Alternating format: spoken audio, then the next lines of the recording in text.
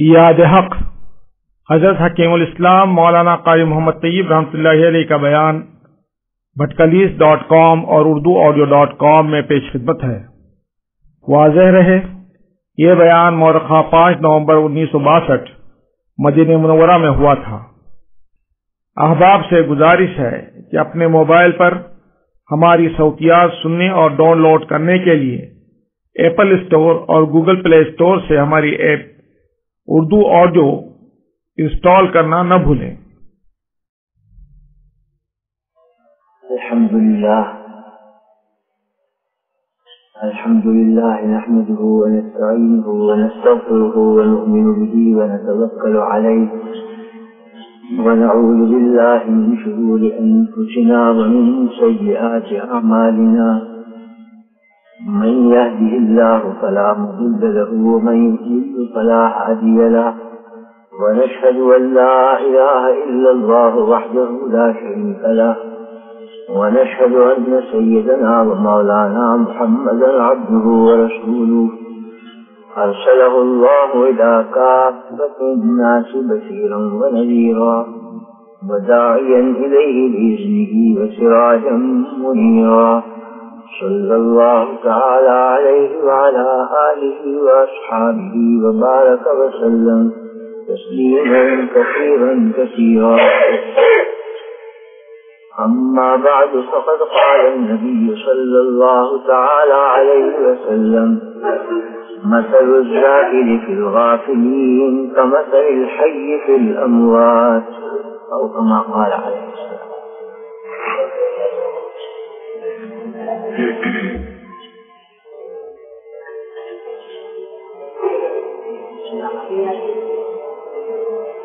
بزرگان محترم،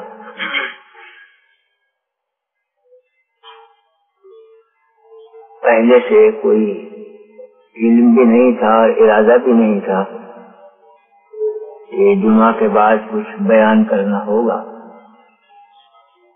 حاضری کا مقصد صرف جمعہ کی نماز پڑھنا تھا، لیکن ہمارے مولانا شجاع الملک صاحب نے نماز سے پہلے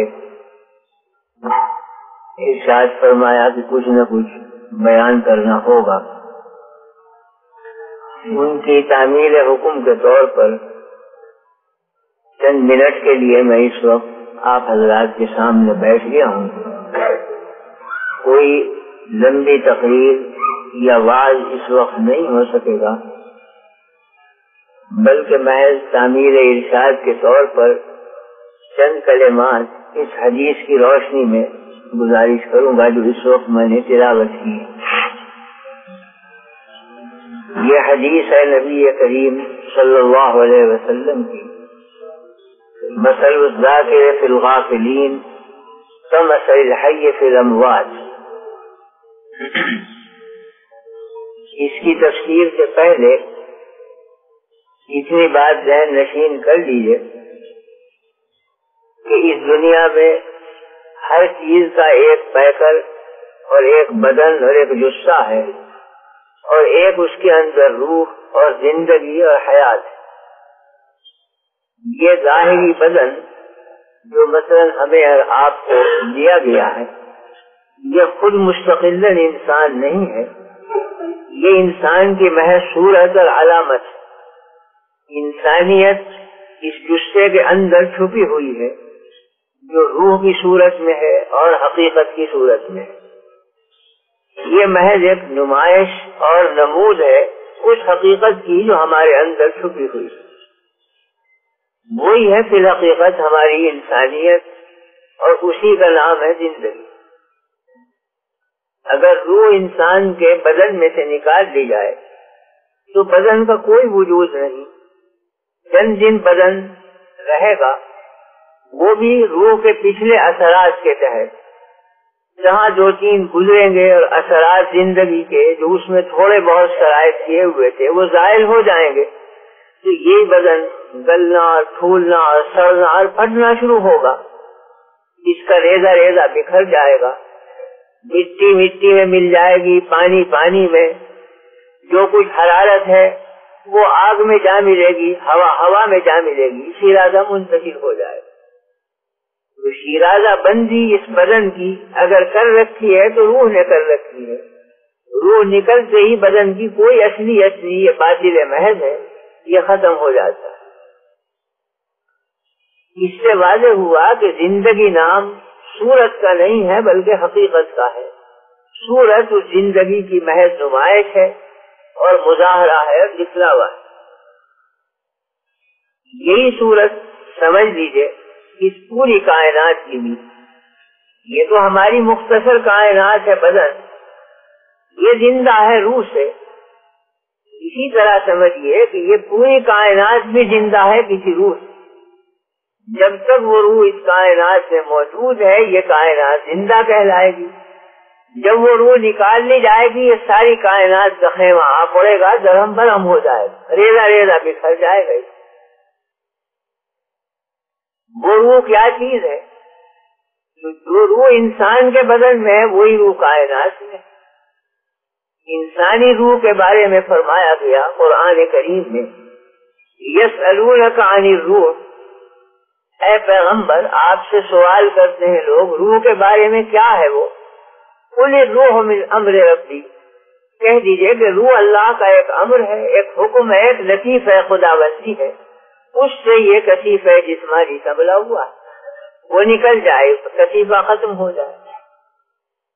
اسی طرح سے پوری کائنات کی روح بھی در حقیقت لطیفہ ربانی ہے اور اس کا نام ہے ذکر اللہ۔ یاد حق سے یہ کائنات کھڑی ہوئی ہے، ذکر خداوندی جب اس میں سے منقطع ہو جائے گا جب یہ خیمہ آ پڑے۔ حدیث میں فرمایا نبی کریم صلی اللہ علیہ وسلم نے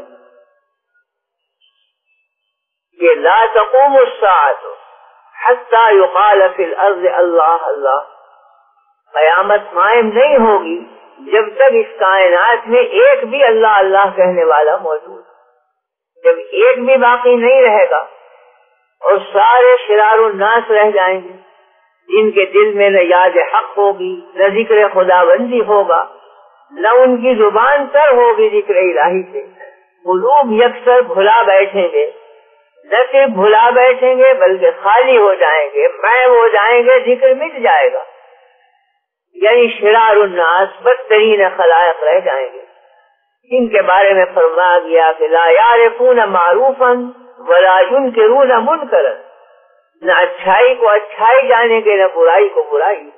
سڑکوں پر بدکاری اس طرح سے ہوگی جسے جانور اور بہیمے پھرتے ہیں، نہ حیا ہوگی نہ غیرت ہوگی۔ جب ساری کائنات سارے انسان ایسے بن جائیں گے فرماتے ہیں اسی وقت قیامت قائم کر دی جائے گی۔ تو قیامت نام ہے اس عالم کے ذرہ ذرہ کر کے بکھیر دینے کا۔ آسمان بھی ٹوٹ پڑے گا، زمین بھی پھٹ جائے گی، پانی میں مٹی اور مٹی میں پانی، ہوا میں آگ اور آگ میں ہوا، سب گڑبڑ ہو کر قصہ گرم برم ہو جائے گا، سارا خیمہ آ پڑے گا۔ جس طرح بدن کا شیرازہ بکھر جاتا ہے روح کے نکلنے سے، اسی طرح پوری کائنات کا شیرازہ بکھر جائے گا اس روح کے نکلنے سے جس کا نام ذکر اللہ اور یاد خداوندی۔ اس سے معلوم ہوا کہ اس کائنات کی روح ذکر خداوندی یاد حق ہے، جب تک یہ موجود رہے گی کائنات کا خیمہ کھڑا ہوا ہے، جب یہ نکل جائے گی کائنات درہم برہم ہو جائے گی۔ ظاہر میں تو کائنات سنبھلی ہوئی ہے، ہم سے اور آپ سے حقیقتاً سنبھلی ہوئی ہے اللہ کے ذکر کرنے والوں سے۔ جب تک وہ موجود ہے کائنات موجود ہے، جب وہ ختم ہو جائیں گے کائنات ختم ہو جائے گی۔ تو اس ساری کائنات کا خیمہ کھڑا ہوا ہے یاد حق کے اوپر، ذکر کے اوپر۔ یہی وجہ ہے کہ شریعت اسلام خبر دیتی ہے کہ کائنات کا ذرہ ذرہ ذکر خداوندی میں مصروف، ہر وقت یاد حق کرتا ہے، اور جب یاد منقطع ہوتی ہے وہی اس ذرے کے مٹنے کا وقت ہوتا ہے، ختم ہو جانے کا وقت۔ حدیث میں ہے کہ سبز ٹہنی ہری ٹہنی اللہ کا ذکر کرتی ہے، جب ذکر ختم ہو جاتا ہے وہ ٹہنیاں خشک ہو کر پتے جھڑ جاتے ہیں۔ تو روح نباتی پھر حقیقت یہی یاد خداوندی ہے، جب تک موجود ہے درخت موجود ہے، نہیں موجود رہے گا یہ ذکر، وہ ختم ہو کر سوکھ جائے گا، پتے جھڑ جائیں گے، وہی اس کی موت کا وقت ہو۔ حدیث میں فرمایا گیا ہے کہ ذرہ ذرہ اللہ کی تسبیح میں مصروف، وَإِن مِّن شَيْءٍ إِلَّا يُسَبِّحُ بِحَمْدِهِ وَلَٰكِن لَّا تَفْقَهُونَ تَسْبِيحَهُ، کوئی ذرہ کائنات کا نہیں ہے جو اللہ کے ذکر میں مشغول نہ ہو، مگر تم اس کی تسبیح کو سمجھتے نہیں۔ تمہاری زبان اور ہے اور کائنات کے ذروں کی زبان اور ہے، پرندوں کی زبان اور ہے، وہ اپنی اپنی زبان میں اللہ کی یاد کرتے ہیں، تم نہیں سمجھتے ان کی زبان، اور تم ان کی زبان کو کیا سمجھو گے؟ تم اپنے بہت سے بھائی بندوئی کی زبان کو نہیں سمجھتے۔ ایک پنجاب کا رہنے والا بنگلہ زبان نہیں جانتا، بنگال کا رہنے والا پشتو زبان نہیں جانتا، ایک پختونستان کا رہنے والا ترکی زبان نہیں جانتا، ترکی کا رہنے والا عربی زبان نہیں جانتا۔ تو جو اپنے بھائیوں کی زبان نہ سمجھے وہ کنکریوں کی اور پرندوں کی زبانیں کیا سمجھیں؟ لیکن زبان سے انکار تو نہیں کیا جا سکتا۔ اگر آپ نہ سمجھیں تو یہ تو نہیں کہا جا سکتا کہ بنگلہ زبان میں کوئی یاد نہیں کر رہا ہے اللہ، اور اگر آپ پشتو نہ سمجھیں تو یہ تو نہیں کہا جائے گا کہ پشتو میں کوئی اللہ کا نام لینے والا نہیں۔ وہ نام لے گا، ذکر کرے گا، آپ بیٹھے ہوئے منہ دیکھیں گے اس کا، اس لیے کہ زبان نہیں سمجھتے آپ اس۔ بالکل ایسی مثال ہے اس کی کہ جیسے آپ دفتر میں گئے ہوں گے ٹیلی گراف کے، اور وہاں جا کے آپ نے تار دیا، 2-3 روپے فیس کے ادا کیے، تار بابو نے ایک پیتل کی کھونٹی پر ہاتھ رکھ کر کھٹ کھٹ کرنا شروع کر دیا۔ آپ نے کہا کہ میں نے تو یہ مضمون دیا تھا کہ میں آ رہا ہوں فلاں تاریخ کو، یہ بیٹھا ہوا کھٹ کر رہا، اس مضمون سے کیا تعلق ہے کھٹ کھٹ؟ لیکن آپ کے نکانوں میں تو وہ کھٹ کھٹ آ رہی، اور حقیقت میں اسی کھٹاکھٹ میں علوم پہنچ رہے ہیں ایک ملک سے دوسرے ملک، ایک شہر سے دوسرے شہر کو، مگر آپ اس فن سے واقف نہیں، اس لیے آپ نہیں سمجھ۔ وہی اصطلاحات ہیں کہ جس سے مضمون چل رہا ہے ایک شہر سے دوسرے شہر کو، اگر آپ اس فن کو سیکھے ہوئے ہوتے، ان اصطلاحات سے کھٹ کھٹ کی واقف ہوتے، فوراً آپ کو پتہ چل جاتا کہ یہ کیا مضمون جا رہا ہے کراچی سے لاہور کی طرف اور لاہور سے ڈھاکے کی طرف۔ مگر آپ کو علم نہیں اصطلاحات کا، اس لیے آپ حیرانی سے دیکھتے ہیں کہ یہ کھٹ کھٹ کر رہا ہے، بھلا میرا بدلا وہ مضمون کیسے پہنچ جائے گا؟ مگر مضمون آپ کا ہے، اصطلاح اس کی ہے، وہ جا رہا ہے اس کی اصطلاح میں۔ اسی طرح سے ایک پرندہ جب سیٹی بجاتا ہے، آپ سمجھتے ہیں سیٹیاں بجا رہا ہے، حقیقت میں وہ ذکر اللہ کر رہا ہے، مگر اس کی زبان سے آپ واقف نہیں۔ طوطا بولتا ہے، وہ اللہ کی یاد کرتا ہے، آپ واقف نہیں اس کی زبان سے، جیسا کہ آپ اپنے کسی یورپ والے بھائی کی زبان سے واقف نہیں ہے، وہ اپنی زبان میں خدا کو یاد کرے گا، آپ بیٹھے ہوئے منہ دیکھیں۔ کوئی پرندہ، کوئی درندہ چرندہ ایسا نہیں ہے جو اللہ کے ذکر میں مشغول نہ ہو، مگر زبان اس کی ہے، فہم آپ کا نہیں۔ وَلَٰكِن لَّا تَفْقَهُونَ تَسْبِيحَهُمْ، تم سمجھتے نہیں ہو اس کی تسبیح کو، وہ مگر مشغول ہے تسبیح۔ حدیث میں ہے کہ سفید کپڑا اللہ کا ذکر کرتا ہے، جب میل آنا شروع ہو جاتا ہے ذکر اللہ بند ہو جاتا ہے۔ کوئی وقت اس کی فنا کا ہوتا ہے کہ آپ نفرت سے بدن سے اتار کر پھینک دیتے ہیں، جب تک کہ دھوبی اس کو پاک اور صاف کر کے نہ لائے۔ جب سفید ہو جائے گا پھر ذکر میں مشغول ہو جائے۔ یہی وجہ ہے کہ فقہا لکھتے ہیں کہ جس شخص کو امام بنایا جائے مسجد کا، وہ میلے کپڑوں سے نماز نہ پڑھائے، یعنی ایسے میلے کپڑے جن میں سے بدبو اٹھنے لگے، وہ تو کپڑا اگلے ہی دن میلا ہو جاتا ہے۔ علماء عربیت لکھتے ہیں کہ لذت الثياب یوم، کپڑے کی لذت ایک دن کی ہوتی ہے، اگلے دن سے میل آنا شروع ہو جاتا ہے، تھوڑا بہت میل تو فوراً شروع ہو جاتا ہے، لیکن ایسا میلا پن کہ پسینہ جذب ہوتے ہوتے وہ زرد رنگ بن جائے، اس میں سے بدبو آنے لگے، اس کا رنگ بھی متغیر ہو جائے، شکل بھی بدل جائے، اس وقت مکروہ ہے نماز پڑھانا امام کو ان کپڑوں کے ساتھ۔ ظاہری وجہ تو اس کی یہی ہے کہ امام فی الحقیقت وکیل ہے تمام مقتدیوں کا اللہ کی بارگاہ میں، وہ قابل تعظیم ہے، اس میں نفرت کی وجوہ نہ ہونی چاہیے کہ مقتدی متنفر ہونے لگے. اگر کپڑے اس کے غیر معمولی طور پر میلے ہوئے تو مقتدیوں کو خلجان پیدا ہوگا کہ کس بے ڈھنگے آدمی کے پیچھے لا کے کھڑا کر دیا. تو جو اپنے خیال میں اس کے بے ڈھنگے پن کے خیال میں مشغول ہوں گے, اللہ سے رابطہ کیا قائم ہوگا ان. وہ تو امام کی مذمت میں لگے ہوئے ہیں کہ امام اجب بے ڈھنگا ہے, کھڑا ہو گیا, بدبو اس میں سے آ رہی ہے, رنگ اس کا صحیح نہیں, یہ ہمیں خدا تک کیا پہنچائے. امام کے لیے ضروری ہے کہ صاف ستھرا ہو, کپڑے بھی صاف ہو. ظاہری وجہ تو یہ ہے, لیکن باطنی وجہ پہ غور کیا جائے تو وہ یہ ہے کہ سفید کپڑا ذکر اللہ میں مشغول ہوتا ہے. امام کے کپڑوں کا ذکر خود امام کی طبیعت کو ذکر اللہ کی طرف متوجہ کرتا ہے.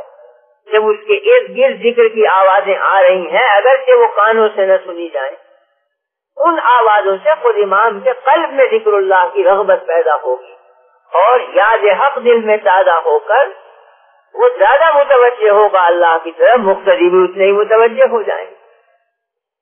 آپ نے تجربہ کر کے دیکھا ہوگا کہ جب آدمی غسل کر کے صاف کپڑے پہنتا ہے تو بے اختیار بھی الحمدللہ نکلتا ہے, طبیعت میں شگفتگی ہوتی ہے, اور جب میلے کپڑے ہو جاتے ہیں تو انقباض اور تکدر طبیعت میں پیدا ہوتا ہے. نام لینا چاہتا بھی اللہ کا تو نہیں نکلتا, طبیعت میں انقباض ہے. یہ حقیقت میں کپڑے کے ذکر کا اثر ہوتا ہے جو انسانی قلب پر پڑتا ہے. اگر آپ سبزی میں بیٹھیں گے زیادہ توفیق ہوگی ذکر کی, جھاڑ جھنکار میں بیٹھیں گے کم ہو جائے گی, اس لیے کہ سبزہ خود تسبیح میں مصروف. اکثر اہل اللہ کو دیکھا گیا ہے کہ دریا کے کنارے یا سبزے میں جا کر ذکر اللہ کرتے ہیں. اس کی وجہ یہ ہے کہ ماحول کا ذکر خود مؤثر ہوتا ہے ان کے قلوب پہ. حدیث میں ہے کہ چلتا ہوا پانی اللہ کی تسبیح کرتا ہے, جب رک جاتا ہے تسبیح بند ہو جاتی ہے. چلتا ہوا پانی در حقیقت زندہ ہے ذکر کی حیات کی وجہ, اور جب ٹھہر گیا جسے مائع راکد کہتے ہیں اس میں تغیر آ جاتا ہے, وہ سڑ بھی جاتا ہے, خراب بھی ہو جاتا ہے, تسبیح بند ہو جاتی ہے. تسبیح کا بند ہونا ہے کہ لطافت کی روح اس میں سے کھینچ جاتی ہے, اس کے اندر کثافت پیدا ہو جاتی ہے. تو بہرحال چلتا ہوا پانی اللہ کی تسبیح کرتا ہے, سبز ٹہنیاں اللہ کی تسبیح کرتی ہیں, سفید کپڑا اللہ کی تسبیح کرتا ہے. تمام چیزیں ذکر میں مشغول ہے, کنکریاں ذکر میں مشغول ہے. ہم آپ سمجھتے نہیں ہیں, اہل باطن کو کبھی کبھی علم دے دیا جاتا ہے کہ وہ ان تمام چیزوں کی تسبیح کو سنتے ہیں اور سمجھتے ہیں. انبیاء علیہ السلام کو بطور معجزے کے یہ علم دیا جاتا ہے. سلیمان علیہ السلام کا معجزہ یہی تھا کہ وہ پرندوں کی بولیاں سمجھتے ہیں. یا ایھا الناس علمنا منطق الطیر وأوتینا من کل شیء. سلیمان علیہ السلام کا مقولہ نقل کیا گیا ہے قرآن حکیم میں کہ اے لوگوں ہمیں سکھلائی گئی ہیں پرندوں کی بولیاں. سلیمان علیہ السلام بتلا دیتے تھے کہ یہ دو کوے کیا باتیں کر رہے ہیں آپس میں, اور یہ دو چڑیاں کیا کہہ رہی ہیں, ذکر کو سمجھتے. احادیث میں تقریباً 18-19 مثالیں دی گئی ہیں مختلف جانوروں کی, اور ان کی تسبیح ذکر کی گئی. تیسر یہ کہتا ہے, مور یہ کہتا ہے, فلاں کی یہ تسبیح ہے, فلاں کا یہ ذکر ہے. تیسر کے بارے میں حدیث میں ہے کہ اس کی تسبیح یہ ہے کہ کما تدین و تدان, جیسا کرو گے ویسا بھرو. یہ ایک نصیحت ہے جو اس کی زبان سے ہر وقت نکلتی ہے. بعض کی تسبیح ہے کہ سبحان من زین الرجال باللحى وزین النساء بالزوائی. پاک ہے وہ ذات جس نے مردوں کو زینت دی داڑھیوں سے, عورتوں کو زینت دی میڈیوں سے اور چوٹیوں سے. مختلف عبرتیں, مختلف نصیحتیں پرندوں کی زبان سے ادا ہوتی ہیں, مگر ولکن لا تفقهون تسبیحهم. کس زبان مرا نبی فہمت عزیزاں سے التماس کنم, وہ میری زبان نہیں پہچانتے لوگ تو میں دوستوں سے کیا کہوں. پرندہ بھی کہہ سکتا ہے کہ میں تو نصیحت کر رہا ہوں مگر انسان میری زبان نہیں پہچان. جن کو حق تعالیٰ یہ علم دیتے ہیں وہ زبان پہچاننے لگتے ہیں. سلیمان علیہ السلام نے پرندوں کی بولیوں کا علم جان دیا, مگر کسی کالج یا مدرسے میں پڑھ کر نہیں, اللہ کے الہام سے, یعنی بطور فوج سے. جناب رسول اللہ صلی اللہ علیہ وسلم پرندوں کی بولیاں سمجھتے تھے، جانوروں کی زبان سمجھتے تھے، حتیٰ کہ بعض اوقات فیصلہ فرماتے تھے ان کے جھگڑوں کا، ان کے معاملات کا۔ حدیث میں ہے کہ ایک اونٹ حاضر ہوا، بلبلاتا ہوا، بڑبڑاتا ہوا اپنی زبان سے، جب خدمت بابرکت میں حاضر ہوا اور آیا اس شان سے کہ بول رہا ہے، بلبلا رہا ہے، آنکھوں سے پانی جاری ہے، آ کر اپنا منہ ڈال دیا حضور کے قدموں میں، فرمایا بلاؤ اس کے مالک۔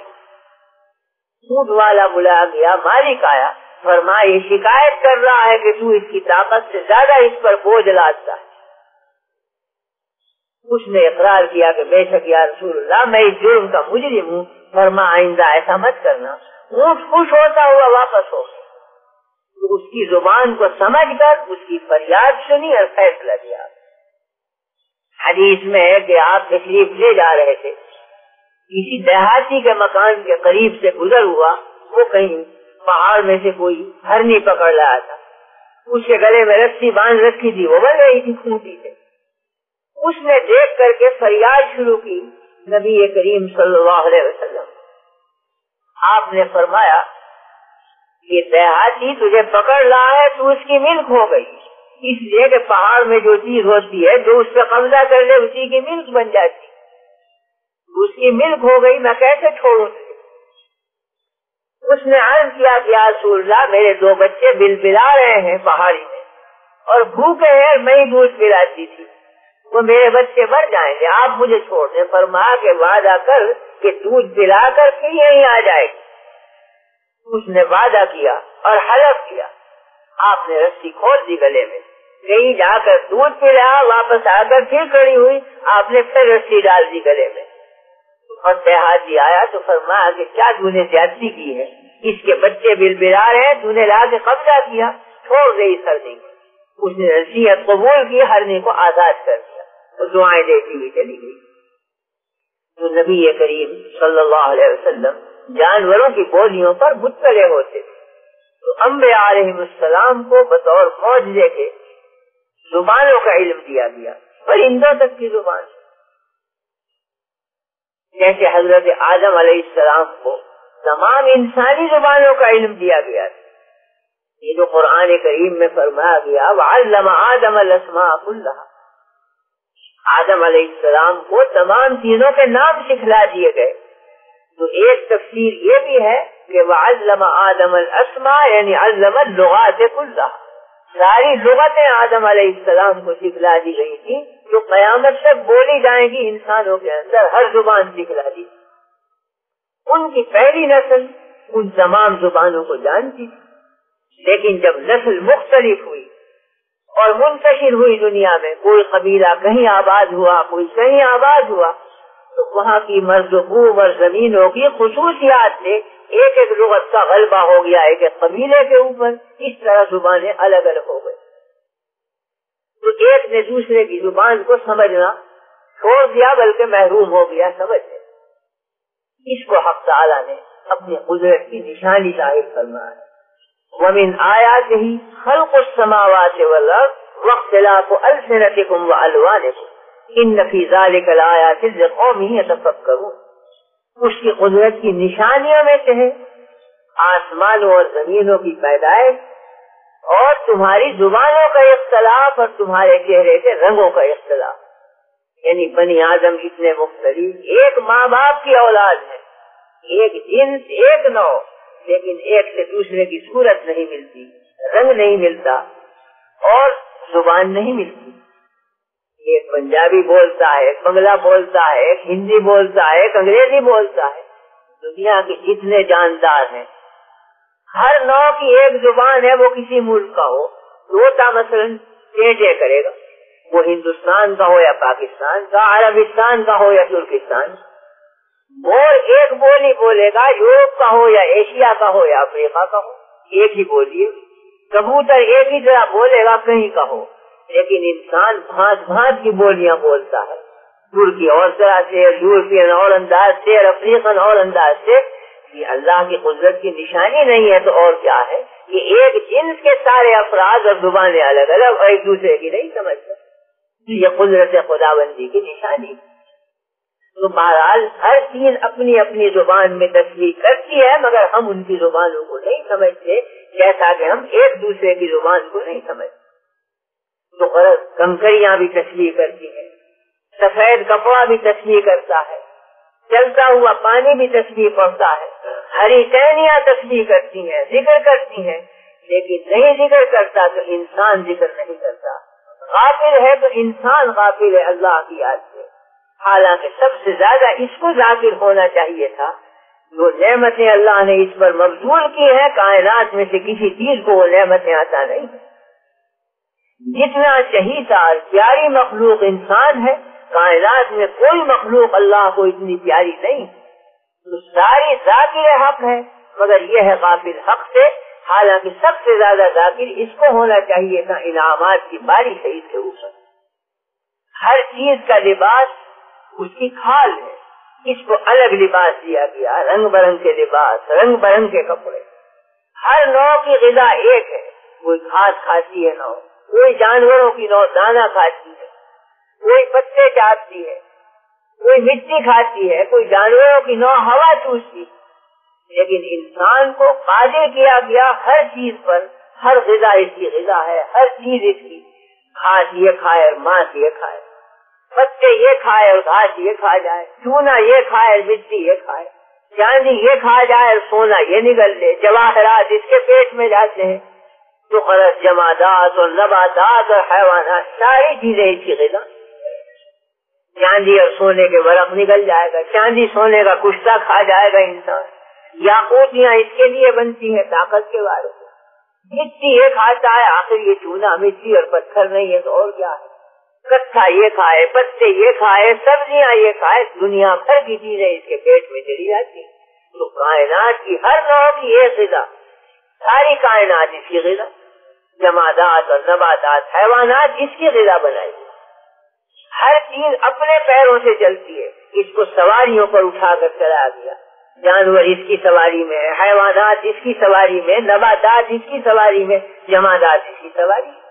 ریلیں چلتی ہیں تو وہ حیوانات کی قسم میں سے نہیں ہے، جماعتیں اس کی سواری بنی، گھوڑا، اونٹ، بیل یہ سب اس کی سواری بنتی، تو حیوانات کے سروں پر یہ سوار، جماعت کے سروں پر یہ سوار، نباتات لکڑیاں اس کی سواری میں صرف ہوں، سمندروں میں یہ سواری پر جائے، ہوا میں یہ سواری پر جائے، زمین کی پشت پر یہ سواری پہ جائے، کوئی جاندار ایسا نہیں ہے جس کو سواری دی گئی ہو، ہر ایک مجبور ہے اپنے پیر سے چلنے پر، اس کو مکرم معظم بنایا گیا، ساری کائنات اس کی سواری بن گئی، جو ساری کائنات اس کا لباس، درختوں کی چھال سے یہ لباس بنائے، روئی سے یہ لباس بنائے، جانوروں کی کھال کھسوٹ کر یہ لباس بنا دے، پٹو اس کے بنے، اب شیشے کے کپڑے سنائے کہ چلنے والے ہیں، لکڑی کے کپڑے بننے لگے ہیں، چھال کے کپڑے بنتے ہیں، تو ساری کائنات اس کا لباس، ساری کائنات اس کی غذا،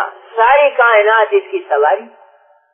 اتنا چہیتا اور پیارا انسان اللہ کے یہاں کہ ساری کائنات کو خدمت پر لگا رکھا ہے کہ کھانے دوڑے تو سر تسلیم ہم کر دو، کھا لینے دو، لباس بنائے تو چپ ہو کر بیٹھ جاؤ، بنانے دو لباس اس کو، سواریاں بنائے تو سر جھکا دو کہ یہ سوار ہو کر جائے۔ ساری چیزوں سے زیادہ اس کو ذاکر بننا چاہیے تھا، مگر سب چیزوں سے زیادہ اگر غافل ہے تو انسان غافل۔ پتھر بھی ذکر میں لگ جاتا ہے، فرماتے ہیں کہ پتھروں کی شان یہ ہے کہ یتفجر منہ الانہار، اور بھی کچھ نہیں تو رو پڑتے ہیں پتھر، پانی بہ پڑتا ہے ان سے، اور بھی کچھ نہیں تو پتھر اوپر سے نیچے کو آ پڑتا ہے، یہ اس کی تواضع اور انکسار کی بات ہے۔ لیکن فرعونیت اور کبر اگر بھرا ہوا ہے تو انسان میں بھرا ہوا ہے کہ نہیں اس کی آنکھوں سے آنسو ٹپکتا ہے، نہ یہ تواضع سے نیچے جھکتا ہے اور گرتا ہے، حالانکہ پتھر گر بھی پڑتا ہے، پانی بھی بہا دیتا ہے۔ سب سے زیادہ غافل اگر ہے تو انسان غافل ہے، اور ہونا چاہیے تھا سب سے زیادہ ذاکری تھی، اس لیے کہ انعامات کی بارش۔ اس بات سے حدیث میں فرمایا گیا کہ ذکر اللہ چونکہ حیات ہے تو ذکر کرنے والا غافلوں میں ایسا ہے جیسے مردوں میں زندہ بیٹھا ہو۔ اگر ایک بڑا مجمع غافلوں کا ہو، ایک اللہ کی یاد کرنے والا موجود ہے، وہ ایسا ہے جیسے اموات کے مردوں کے مجمع میں زندہ بیٹھا ہوا ہو۔ اس لیے کہ زندگی نام بدن کا نہیں ہے بلکہ قلب کی زندگی. مجھے یہ ڈر ہے دل زندہ تو نہ مر جائے کہ زندگانی عبارت ہے تیرے جینے. زندگی نام دل کی زندگی کا ہے اور دل کی زندگی اللہ کی یاد سے ہوتی ہے. روٹی اور ٹکڑے سے دل کی زندگی نہیں ہوتی.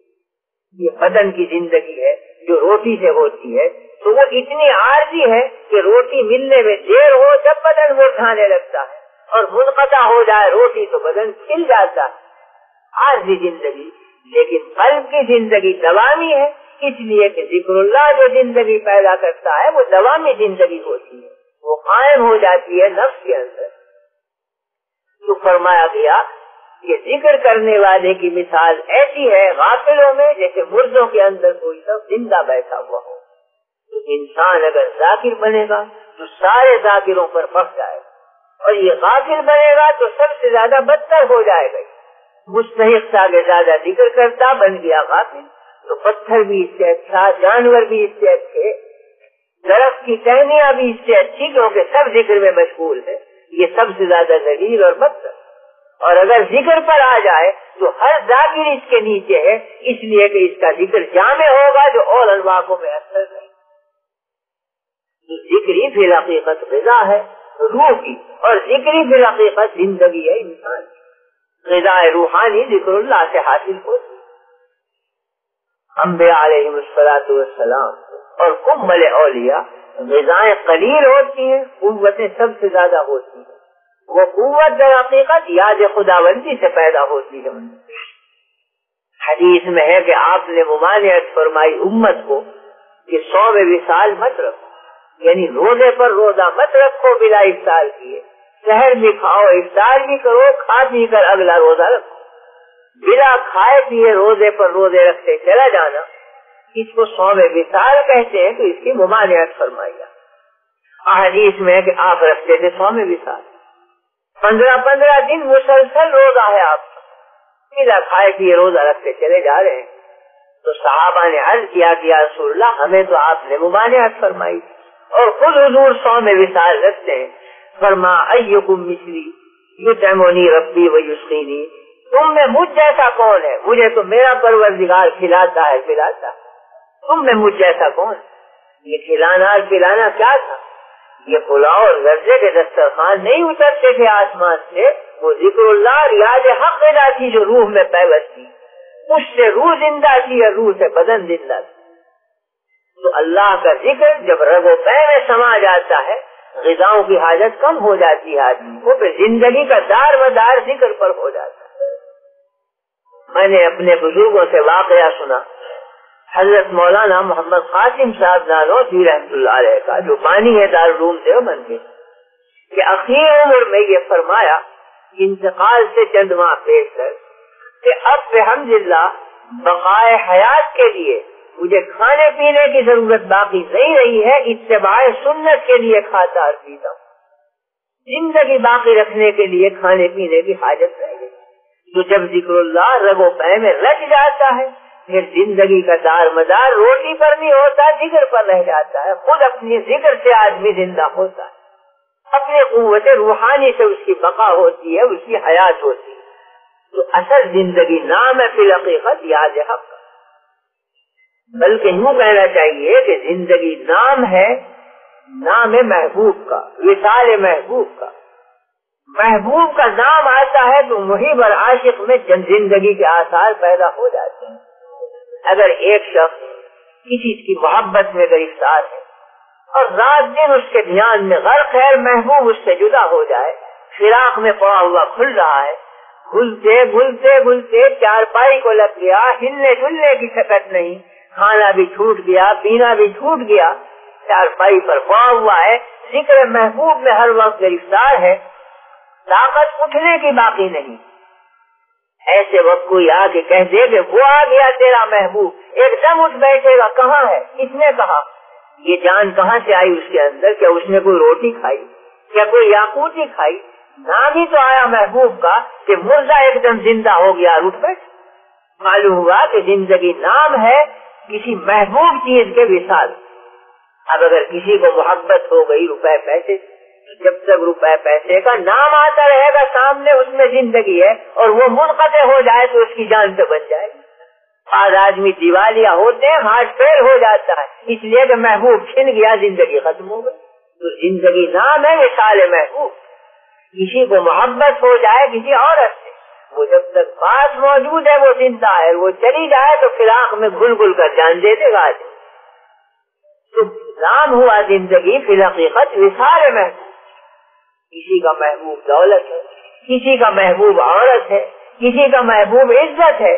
جن کا محبوب اللہ رب العزت ہے وہ اس کے نام پر زندہ ہے، جب تک ذکر حق ہے ان میں زندگی ہے، یہ منقطع ہو جائے ان کے لیے موت ہو جاتی ہے۔ جن کا دل اٹک چکا ہے پروردگار حقیقی سے اور رب العزت سے، ان کی زندگی یہی ہے کہ وہ ہر وقت ذکر اللہ کیے جائیں، نام حق لیے جائیں۔ جب اس میں کمی آ جائے گی یوں محسوس ہوگا کہ ہم ختم ہو گئے۔ پر دل سالک ہزاراں غم بود، غرض باغ دل خلال کم بود۔ سالک کے دل پر ہزاروں غم اور پہاڑ ٹوٹ پڑتا ہے غم کا، جب وہ یہ دیکھتا ہے کہ باغ دل میں سے ذکر اللہ کا کوئی خلال کم ہو گیا ہے، تو موت کی برابر ہو جاتا ہے ذاکر کے لیے۔ وہ سمجھتا ہے اب میں زندہ نہیں۔ ذاکرین کے اوپر بعض اوقات قبض طاری ہوتا ہے، اس قبض میں کا اثر یہی ہوتا ہے کہ وہ یوں سمجھتے ہیں کہ ذکر اللہ باقی نہیں ہمارے اندر، اور حق تعالیٰ سے جو تعلق تھا اس میں کمی آ گئی، تو بعض اوقات خودکشی کر لی ہے قبض زدہ لوگوں نے۔ اگر سنبھالنے والے موجود نہ ہوں اور مربی نہ سنبھالے تو قبض کی حالت میں خودکشی کی طرف مائل ہو جاتا ہے۔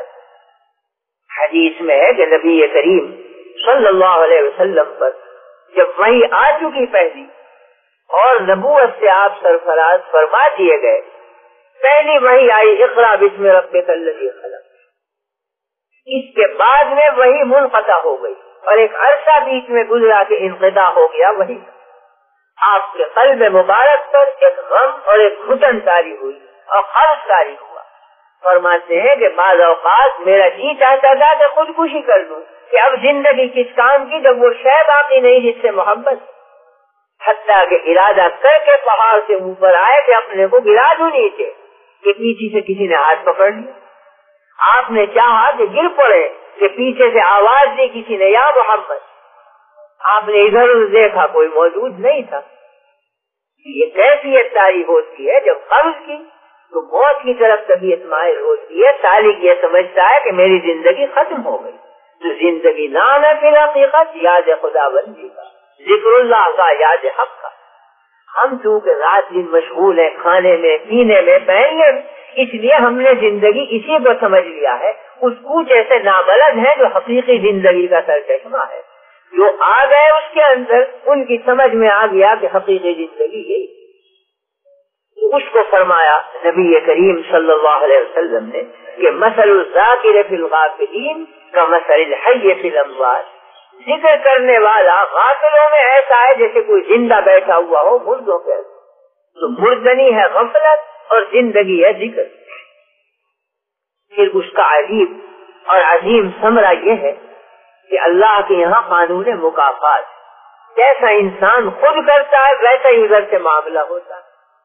فرمایا گیا ان تنصروا اللہ ینصرکم، اگر تم اللہ کی مدد کرو گے اللہ بھی تمہاری مدد کرے گا۔ فرمایا گیا من احب لقاء اللہ احب اللہ لقاءہ، جسے یہ پسند ہے کہ میں جلد اللہ سے جا ملوں، اللہ کو یہ پسند ہے، انتظار ہے کہ کب میرا بندہ مجھ سے ملے گا۔ تو ادھر سے معاملہ وہی ادھر سے معاملہ۔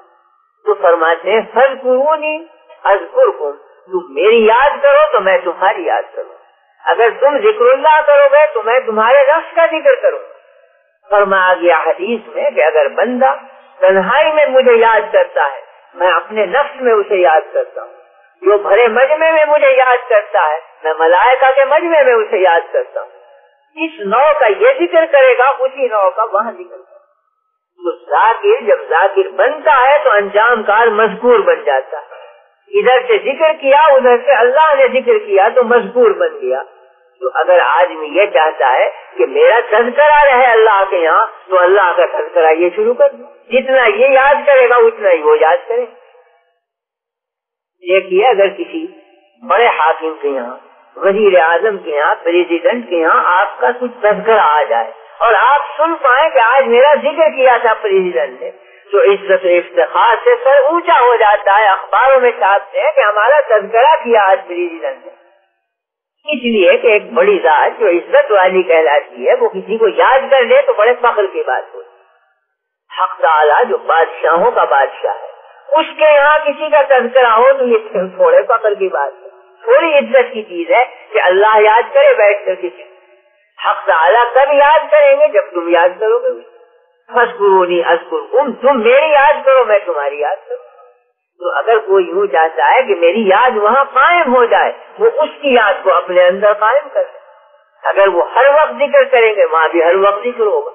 یہ گنڈے دار ذکر کرے گا وہاں بھی گنڈے دار ذکر ہوگا. یہ غافل بن جائے گا وہاں بھی غفلت بڑھتی جائے گی.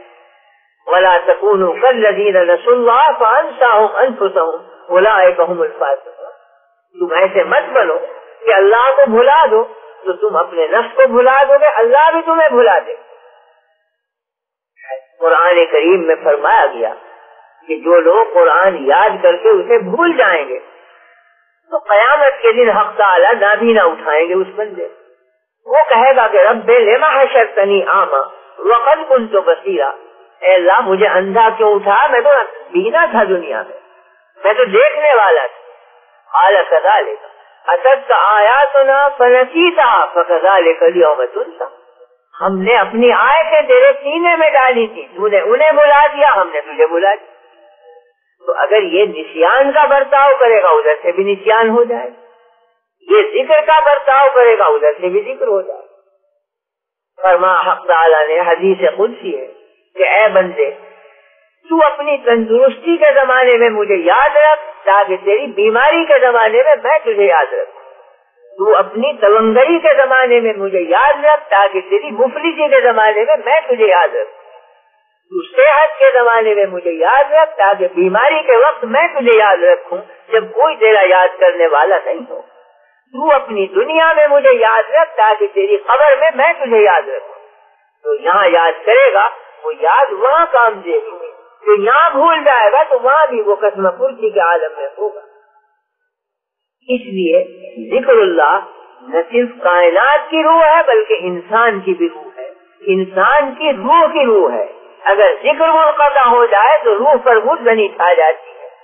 اگر احساس ہو، فرق یہ ہے کہ سیاہ کپڑے پر ہزاروں دھبے ڈال دو احساس نہیں ہوگا کہ اس پہ دھبا ہے اس لیے کہ خود رنگی سیاہ، اور سفید کپڑے پر ذرا سا دھبا لگا دو تو نمایاں ہوگا، محسوس ہوگا. جن کے قلوب میں غفلت رچ چکی ہے ان میں اگر 10 غفلتیں بڑھ جائیں احساس نہیں ہوگا کیونکہ غفلتوں میں رنگا ہوا ہے دل. لیکن یاد کرنے والا اگر منٹ پر غافل ہو اسے احساس ہوگا کہ کیا چیز چھین گئی میرے اندر سے. احساس پیدا کرنا چاہیے ذکر اللہ کا. زندگی یہی ہے، اور انفرادی زندگی بھی اسی میں، اجتماعی زندگی بھی اسی میں. زندگی نام ہے فی الحقیقت شیرازہ بندی کا، موت نام ہے شیرازہ بکھر جانے.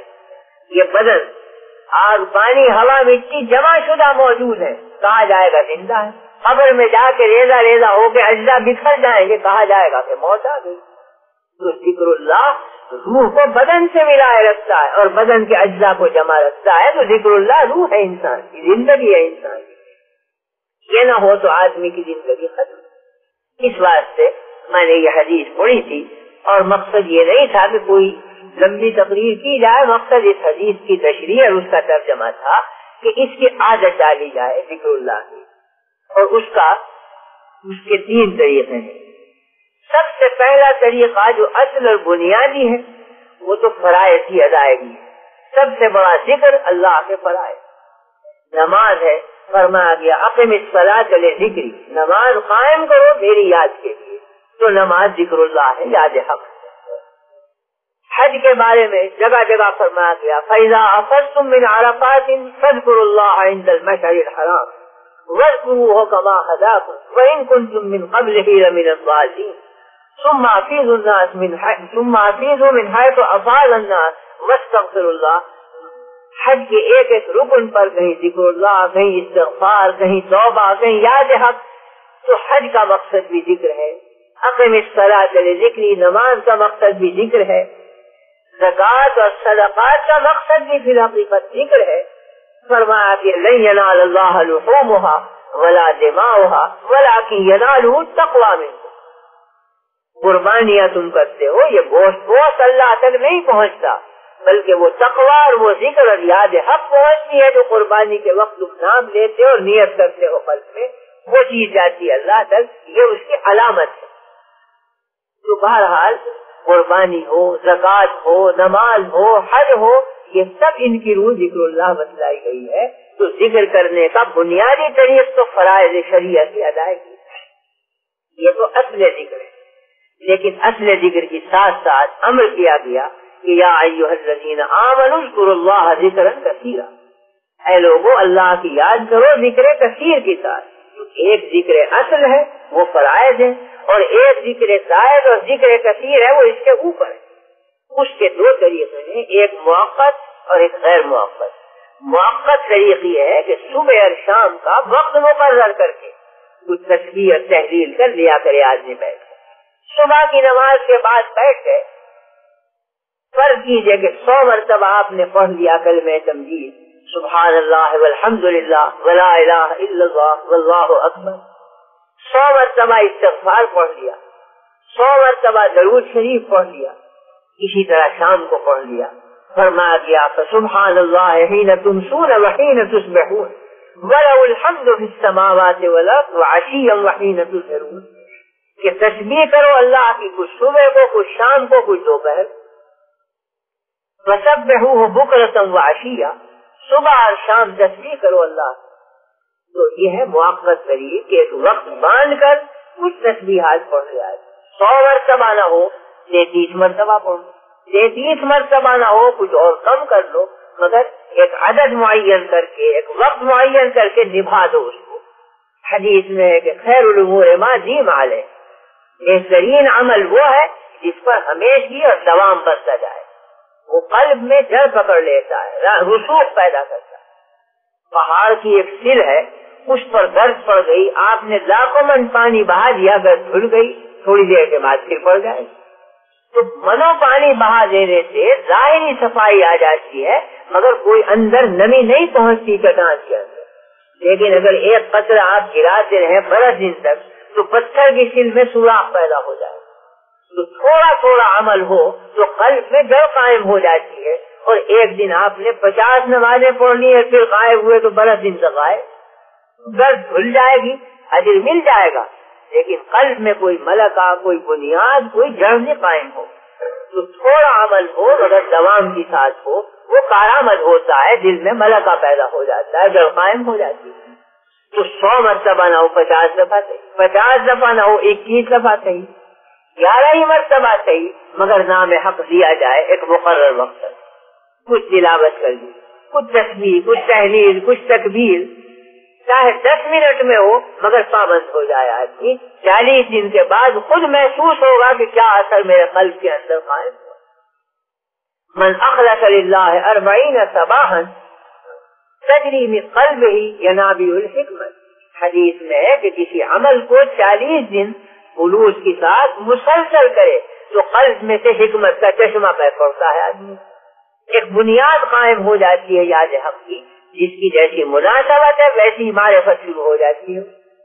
تو ایک ذکر کی یہ صورت ہے ذکر کثیر کی کہ مقررہ وقت پر آدمی کچھ اللہ کا نام، اور دوسری صورت یہ ہے کہ غیر مقررہ طریق پر عادت ڈالے آدمی کہ کوئی نہ کوئی اللہ کا نام نکلتا رہے اس کی زبان، اللہ اللہ، سبحان اللہ، لا الہ الا اللہ، اللہ اکبر، اٹھتے بیٹھتے چلتے پھرتے کھڑے ہوئے بیٹھے ہوئے، وضو سے بے وضو، کوئی قید نہیں، مہینہ 2 مہینہ تو تکلف کر کے عادت ڈالنی پڑے گی، اور جب عادت پڑ جائے گی تو بے اختیار اللہ کا نام زبان پہ جاری ہوگا۔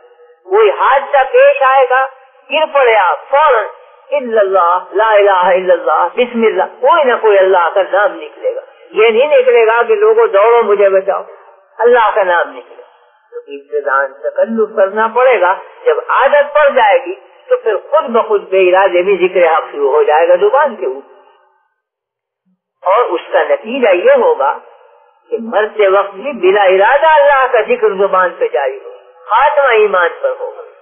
حدیث میں فرمایا گیا ہے کہ تحشرون کما تموتون وتموتون کما تحیون، تمہارا حشر اس حالت پر ہوگا جس حالت پر موت آئی، اور موت اس حالت پر آئے گی جس حالت پر زندگی گزاری۔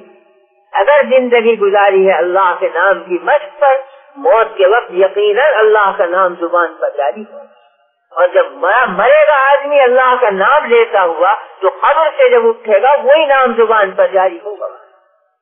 وہ یہی سمجھے گا کہ میں در حقیقت موت میں ہوں اور اللہ کا نام لے رہا ہوں، بعد میں پتا چلے گا کہ یہ تو میدان محشر۔ عادت جب پڑتی ہے آدمی کو تو غیر ارادی طور پر وہ جاری ہو جاتی ہے۔ امام غزالی نے لکھا ہے کہ ہر عبادت کی ابتدا میں ریاکاری ہوتی، دکھلاوا ہوتا، بعد میں عادت بنتی ہے، اخیر میں جا کے عبادت بنتی ہے۔ اور حدیث سے استدلال کیا ہے کہ حدیث میں فرمایا گیا کہ مروا صبیانکم بالصلاۃ اذا بلغوا 7 واضربوہم اذا بلغوا 10۔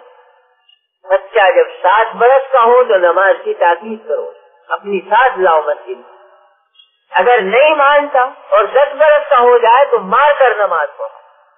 ظاہر بات ہے کہ 7 برس کے بچے کو جب آپ مار کر نماز پڑھائیں گے وہ نماز اللہ کی تھوڑی ہوگی، وہ تو باپ کی ہوگی، وہ تو مار پٹائی کے ڈر کی نماز ہوگی۔ وہ سجدے میں جائے گا اور کرکیوں سے دیکھ رہا ہے کہ باپ کھڑا ہوا ہے نہیں، اگر دیکھا کھڑا ہوا ہے تو بڑے خوشبو سے سجدہ کرے گا، دیکھا باپ کھسک گیا تو وہ بھی چل کے کھسک جائے گا تھوڑی دیر میں۔ وہ باپ کی نماز ہے، دکھلاوے کی ہے، حقیقی نماز نہیں۔ 7-8 برس کی عمر تک یہ ریاکاری نہیں، 10 برس کی عمر میں آیا تو عادت پڑ گئی، وہ شعور نہیں، سمجھ نہیں، نماز کی حقیقت منتخب نہیں، بس عادت پڑی ہوئی ہے کہ گھر سے نکلے مسجد تک آ گئے، جماعت میں کھڑے ہو گئے، اس کا کچھ پتہ نہیں کہ میں کر کیا رہا ہوں، اس کے اندر حقیقت کیا ہے، یہ کوئی عبادت ہے یا طاعت ہے، میں ایک عادت ہے۔ ابتدان ریاکاری تھی، باپ سے دکھلاوے کی نماز، کرتے کرتے عادت پڑ گئی تو عبادت ہو گئی۔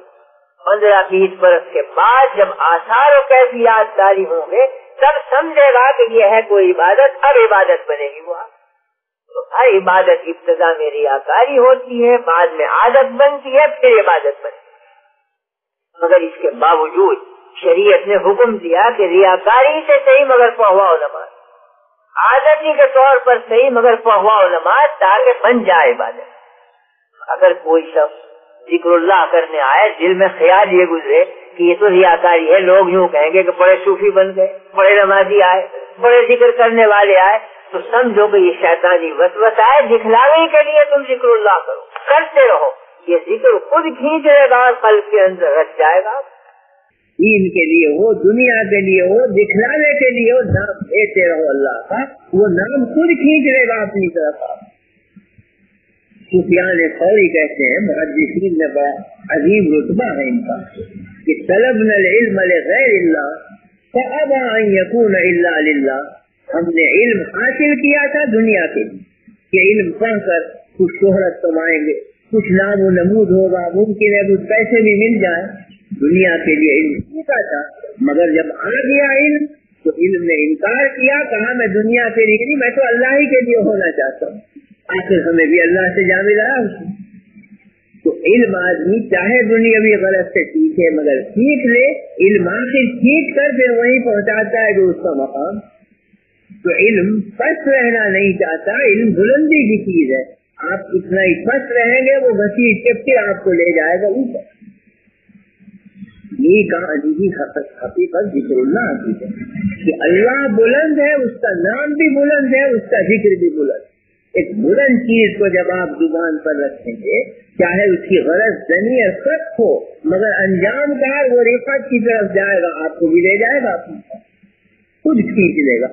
اس واسطے صبح اور شام کچھ نہ کچھ اللہ کا نام، اگر ویسے یاد نہ آئے کوئی تسبیحات میں رکھ، تسبیح مذکرات میں سے یاد دلا دیتی، تسبیح دیکھ کر خامخواہ بھی سبحان اللہ جاری ہو جاتا، تو تسبیح مذکرات میں سے یاد دہانی کرنے والی۔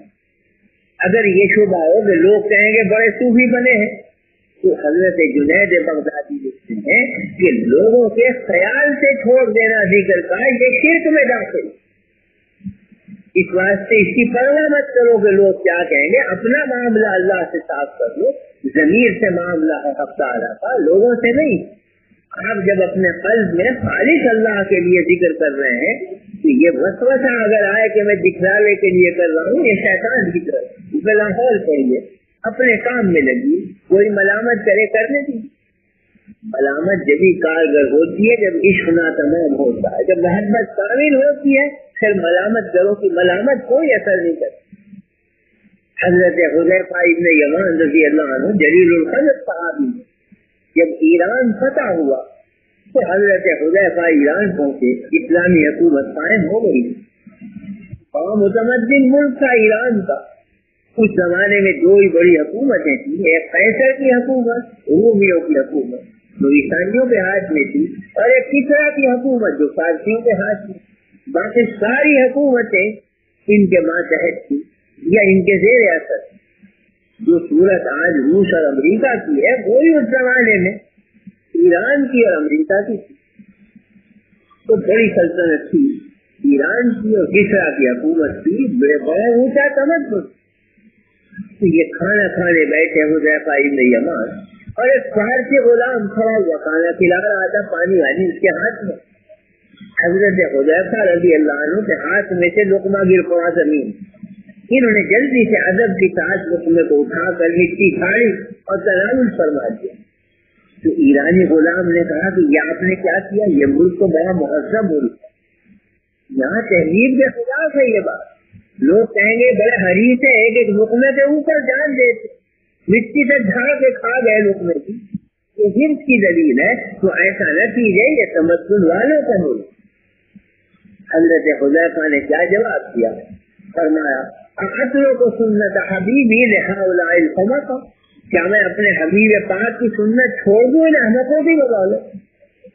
وہ اس درجہ وہ سنت عزیز اور محبوب تھی کہ فارسیوں کا پورا ملک اتنا عزیز نہیں تھا, پوری تہذیب و تمدن اتنا عزیز نہیں تھا جتنی ایک سنت عزیز.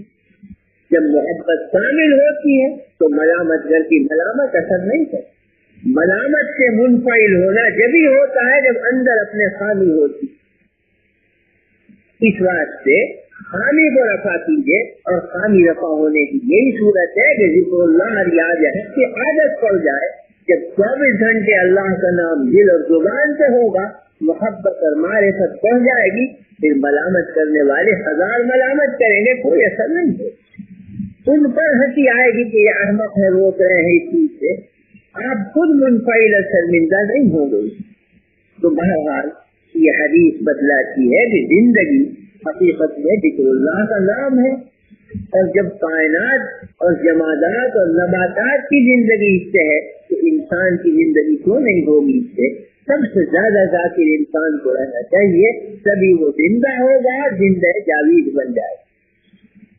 بس مولانا کی تعمیل حکم کے لیے یہ چند کلمے میں نے عرض کر دیے. اس حدیث کی طرح کی دعا فرمائیے اللہ تعالی ہم کو یاد الہی اور ذکر حق کی توفیق عطا فرمائے.